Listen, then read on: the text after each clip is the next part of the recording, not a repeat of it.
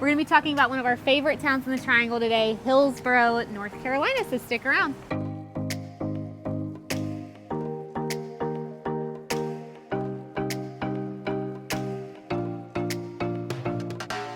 All right, so Hillsborough is located northwest of Durham and directly north of Chapel Hill. The majority of it is in Orange County, which is where Chapel Hill is, but a small portion of it is also in Durham County, which is obviously where Durham is. But it's a very small town. You're talking a population of about 10,000. So, I mean, it's a very, very, very small town. Yeah, and it has a small town feel, which means, you know, it doesn't have as many downtown. amenities. Yeah, the downtown is one of my favorite downtowns in the Triangle. I'm a little biased. I kind of grew up in the area, and we still live around here, so we come here a lot, but it's just really cool. There's so much history here. The downtown, it feels like a little Hallmark movie, I think. Like, it's just a really cute downtown, has a very colonial feel to it, and a lot of old stuff to like walk around and see and enjoy, but it's not super busy, which is really nice.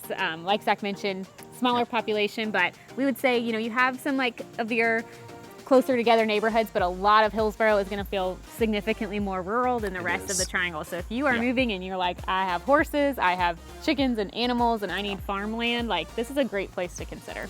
One of my favorite parts of Hillsborough is the history. So it was founded in 1754, which was before Chapel Hill, before Raleigh, before Durham. So it's the oldest part of the Triangle, and you feel it when you're walking around. You see like those little historic signs that are like, you know, this inn has been here since 17 whatever, or this house has been here since 18 whatever. And so if you've ever been to New Bern, North Carolina, it has a very similar feel, but obviously not on the coast, but it's just got kind of like a colonial feel to it as you're walking around it.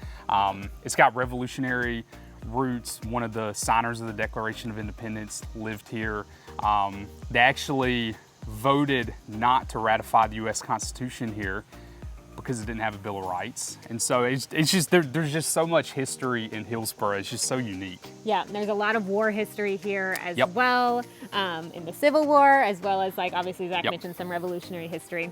And then before that, a ton of Native American history here in Hillsborough. There was a trading path that went along the Eno River here, and there's a lot of like monuments to that around the town. So if you are a history buff, and you might not want to live here, but if you lived in the Triangle and you're a history buff, you'll definitely enjoy spending weekends here, just like going on a walk and reading all the signs. Yeah. It's definitely the most historical part of the Triangle by far. For sure.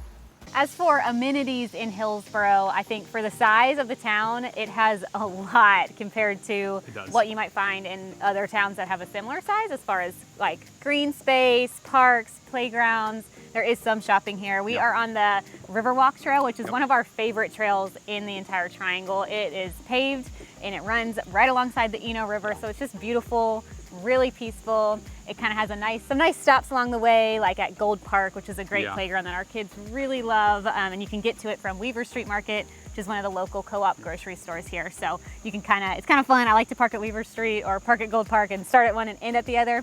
End at Weaver Street, you could like get a fun drink or something like that, or end at Gold Park and let the kids play at the playground. Just super fun. And lots to do with playgrounds and things like that in Hillsborough. Yeah, and there's a state park, Occoneechee State Park, which actually has the highest peak from the Triangle to the coast, which is really cool. It's 800 and some feet above sea level. So like Cindy said, I mean, when it comes to like natural space, outdoor space, Hillsborough, for a town of like 10,000 people, Hillsborough punches way above its weight, which is one of the things that makes it so appealing and so attractive to a lot of folks. When it comes to like shopping, you don't move to Hillsborough for proximity to your big box chains. So there's a Walmart here. I believe it's a Home Depot. Or it's Home Depot. It's Home Depot, I couldn't remember if it's Home Depot or Lowe's. But like, you don't move here for that, though that does exist here.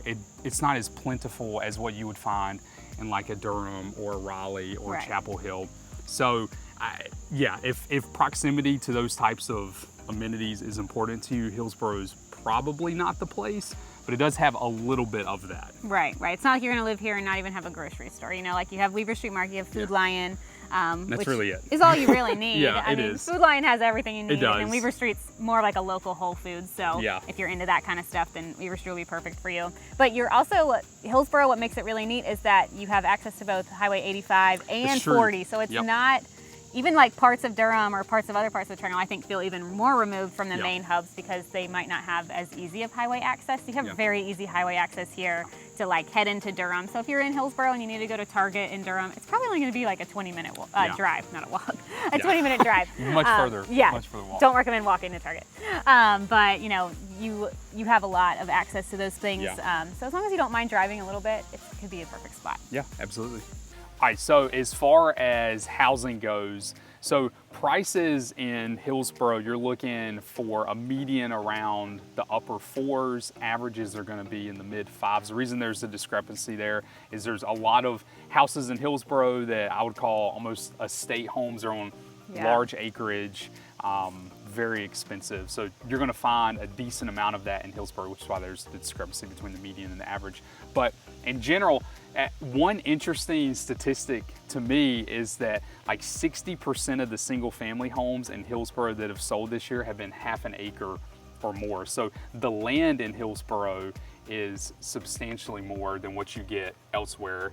Even in terms of like neighborhoods, like we're in a neighborhood right now called Churton Grove, your lot sizes are significantly larger in here than they would be in a different part of the Triangle. Yeah, for sure, because this is still one of your like more master plan kind of communities where you've got like the pool and the playground, and these are not like rural kind of lot sizes or anything, but they're still like half an acre or more on a lot of these lots, which is really nice. So you still feel like you have a little bit of space to breathe and not be able to see into your neighbor's window, which is really nice. So if you're looking for a little more space and a little more yard space, like Hillsborough could be a great fit for you. Like Zach mentioned, we're in Churton Grove, which is a great master plan community, lots of homes and opportunities to buy here kind of all throughout the year. You also have Waterstone, which is a newer community. If you're looking more for like rural estate kind of homes, like Zach was mentioning, Fox Hill Farm is probably one of the biggest estate home type neighborhoods in the area, and it's just It's stunning. an equestrian neighborhood as well. Yep, and it's just so beautiful to drive through Fox Hill Farm. So we'll show you some of that too.